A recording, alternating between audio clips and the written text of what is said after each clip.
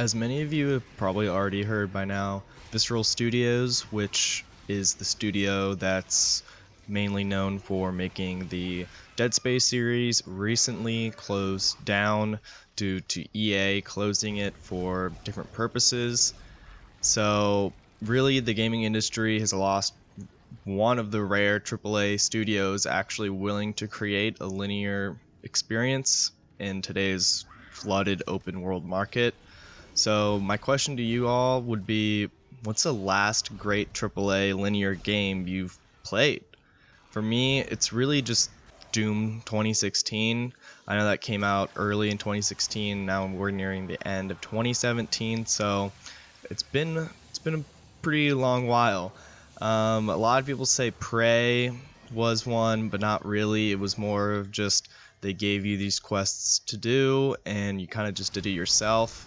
Hellblade is not a AAA title, so that doesn't count as being AAA.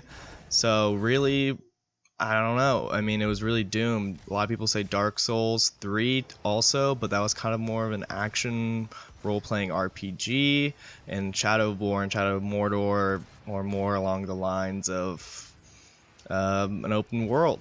So why is linearity having a negative connotation in today's market?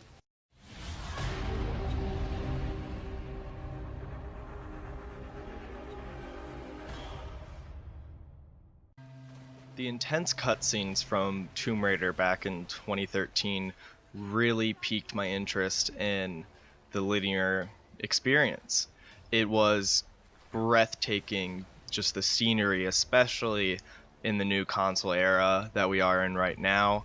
And back in 2013 was when I got my first gaming PC, and just it was unbelievable. The story, the gameplay, everything was just fit perfectly. And I have not played Rise of the Tomb Raider yet, but as I'm going through a lot of other games right now, but it's definitely one of the games that I'm looking to play as soon as possible.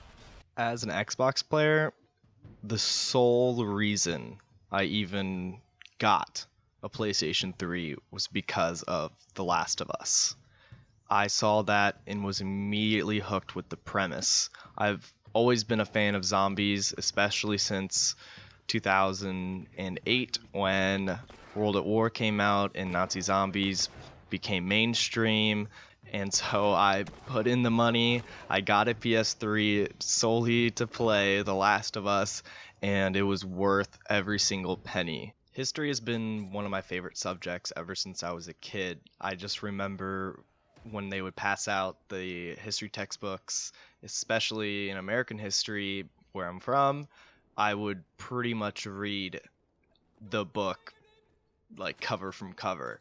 And everyone always thought I was insane for loving history, but it's just something I really enjoy to learn about, the past. And alternative history was always something I really enjoyed too, because I mean, just think about how different the world could be just by one change of an event. The whole premise about the Nazis winning World War II is extremely fascinating to me, because there were so many things in the war that could have gone either way.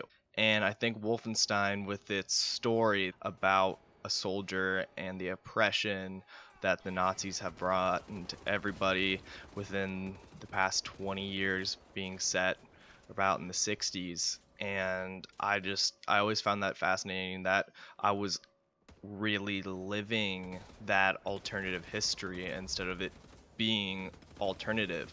And I think with the Wolfenstein The New Order, as I have not played the new Colossus yet, I have it, but I have not played it yet because at the time I'm recording this, it's not out yet. So just from The New Order, it's an incredible game that is breathtaking. The visuals are amazing. The storytelling is amazing. There's not really much more praise I can get to the game, really. A game that went under the radar the year that it came out in 2007 was BioShock. I know now it seems crazy to think that there wasn't a lot of people that knew about the game, as it's pretty widely praised now 10 years later. But back then, I mean, Halo 3 had just came out. COD had finally gone to the modern era in COD 4. So not a lot of people were paying attention to this game made by 2K about an undersea utopia. But obviously now, with today's culture, we know how amazing this game was. And I did not play it when it came out. I played it around 2011. So it was definitely after the fact, because I was on that hype train of Halo 3 and COD 4. I have to admit that. But when I finally was able to sit down and play this game, the gameplay was still super smooth. The story is a cinema masterpiece. I mean, you have that twist ending that I'm not going to give away, but most people know it by now, and it was just incredible. And then they made Infinite, and I was so excited for. I remember the hype train for that game, and it just turned out to be an amazing game, just a different look. It wasn't as oppressive or droopy or sad as Rapture was, but Columbia was bright and livable and all that. It was a completely different experience on terms of just the setting that the game was placed in, but it still had the same undertones. The story was still great, and I think that BioShock is one of those series that people look forward to when it comes out, because there's not many games that can do what BioShock does. The Metro series is known primarily for its setting and its storyline, where the Cold War pretty much became a warm or hot war, and the Soviet Union and the United States went and had a nuclear war, and civilization was pretty much destroyed, where different factions of people and civilizations went underground to go away from all the radiation that was on the surface. And Artyom, who is who you play as, is trying to pretty much find his place and save the civilization that he is in.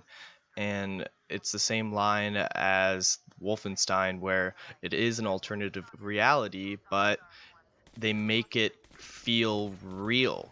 And that's through the gameplay, the storyline, the pacing, the visuals, the music, the sound, or ambient sound in Metro's case. And they do a perfect job in both Metro 2033 and Metro Last Light. As someone that is a huge fan of the Metro series, I cannot wait for the newest installment to come within the next year. The Legend of Zelda series has been a linear gaming experience, albeit the newest installment, Breath of the Wild, taking on a more open world or complete open world experience. But most of the games have been linear, and critics and fans alike love the games, myself included, as it is one of my favorite gaming franchises in history. I remember growing up playing Ocarina of Time and just loving it, and that continued through as a young adult, and I can still enjoy Twilight Princess, Skyward Sword, Wind Waker, Majora's Mask, Ocarina of Time, and still love the series for what it brought to not only storytelling, but to gaming as a whole. Hopefully with the closing of Visceral Studios, AAA developers and fans alike take a good hard look at what the modern industry has become. Microtransactions, DLC that should have been in the main game, unfinished titles at launch, and empty open worlds have plagued gaming. Developers want their games to be a service, where players constantly put more money into games they have already spent upwards to $60 on. All we want as fans are completed games, filled with content, whether that be open world or linear in style. Personally, I don't mind games like Overwatch or League of Legends who have microtransactions because they are just cosmetic or free to play. But I am tired of microtransactions that are pay to win, like Call of Duty, or are in single player games like Dead Space 3 or Shadow of War. As fans, we need to stand together against these companies if we want to change the gaming industry.